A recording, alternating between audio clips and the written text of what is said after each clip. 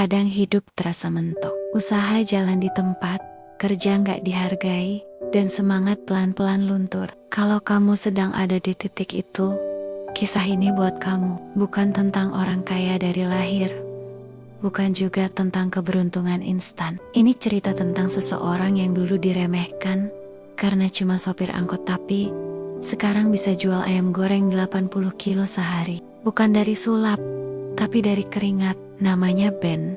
Dan mungkin di dalam ceritanya kamu bisa lihat bayangan dirimu sendiri. Jadi sebelum kamu tutup video ini, beri waktu sebentar saja, karena bisa jadi ini adalah video yang kamu butuhkan untuk mulai lagi dari awal, dengan semangat yang baru. Dari sopir angkot jadi pengusaha ayam goreng yang lakunya 80 kilo sehari.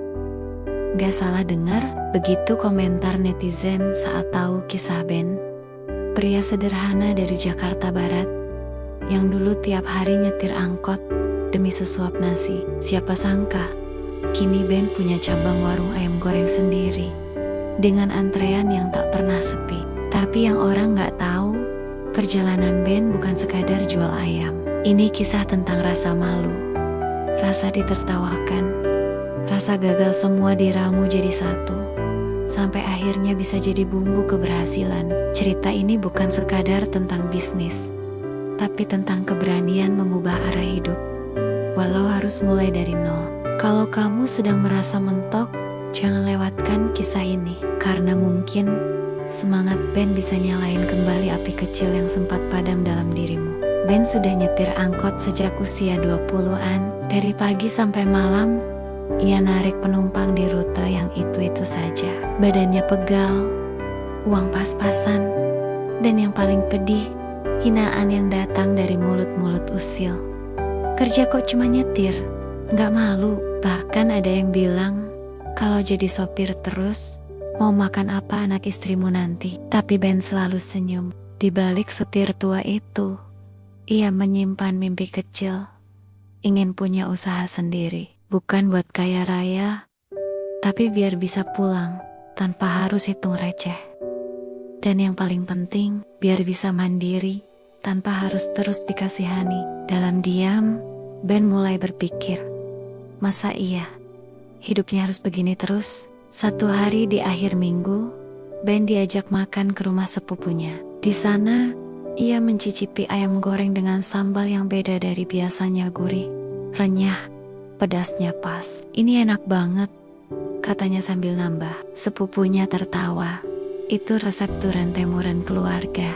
Kalau mau, ku bagi. Disitulah Ben mulai serius mikir, kenapa gak jualan ayam aja ya? Malam itu, Ben tidur dengan gelisah, antara takut gagal dan penasaran. Tapi satu hal pasti, sejak hari itu, setir angkotnya mulai terasa hambar. Karena pikirannya sibuk meracik mimpi baru, jadi tukang ayam goreng. Modalnya hampir gak ada. Ben pinjam uang dari saudara, beli gerobak bekas, dan belajar goreng ayam dari dapur kecil rumah kontrakannya.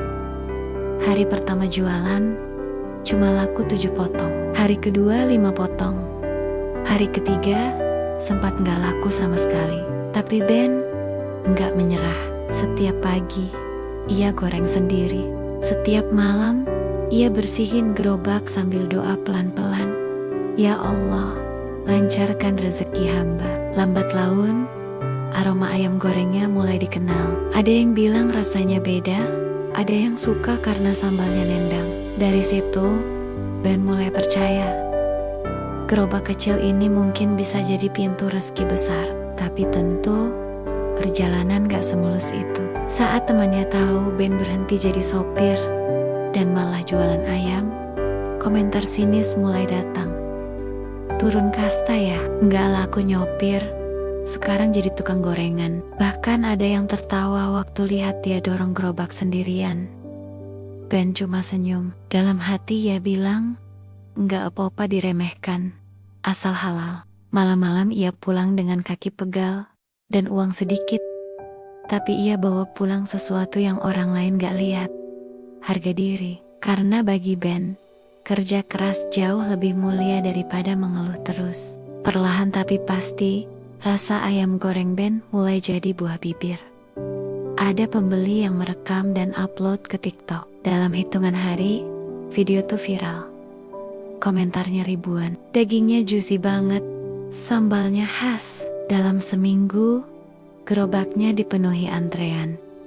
Dari 7 potong, kini Ben masak 80 kilo ayam setiap hari. Ia rekrut 2 karyawan, sewa dapur lebih besar, dan buka warung kecil dengan nama Ben's Fried Chicken. Orang yang dulu meremehkan, kini ikut antre. Dan Ben, ia tetap sama. Masih goreng ayam sendiri, masih melayani pelanggan dengan senyum yang sama. Senyum orang yang dulu hanya punya mimpi, dan kini sedang hidup di dalamnya.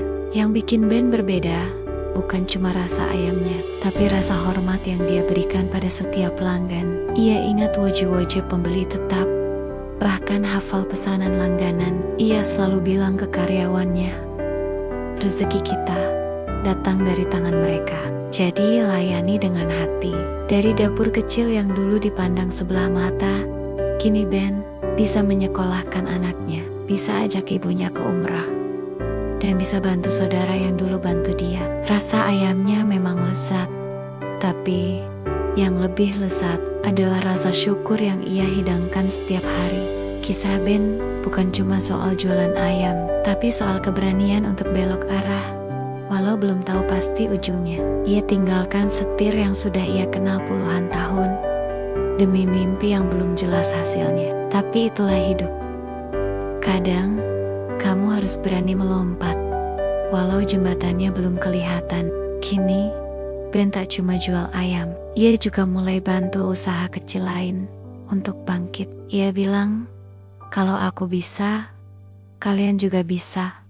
Mulainya dari satu langkah yang gak semua orang berani ambil. Dan dari saat itu, jalannya mulai terbuka.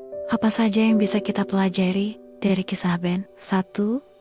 Jangan takut banting setir kalau hidupmu mentok. 2. Ejekan orang tidak menentukan nilai dirimu. 3. Rezeki datang dari pelayanan, bukan sekadar produk. 4.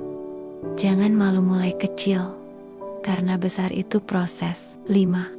Mimpi besar dimulai dari langkah kecil yang konsisten. Ben tidak merasa kisahnya sudah selesai. Ia tahu masih banyak hal yang ingin dicapai. Tapi satu hal yang pasti, ia tak pernah menyesal telah memilih jalan ini. Bukan karena uang, tapi karena makna. Dari gerobak kecil, Ben membuktikan bahwa setiap orang punya kesempatan kedua. Kamu yang sedang nonton ini, mungkin juga sedang cari jalan baru. Mungkin kamu capek, lelah, atau ragu, tapi percayalah, langkah kecilmu hari ini bisa jadi awal dari perubahan besar. Klik subscribe untuk terus ikuti cerita seperti ini, dan tulis di komentar, kamu pengen mulai langkah kecil apa hari ini?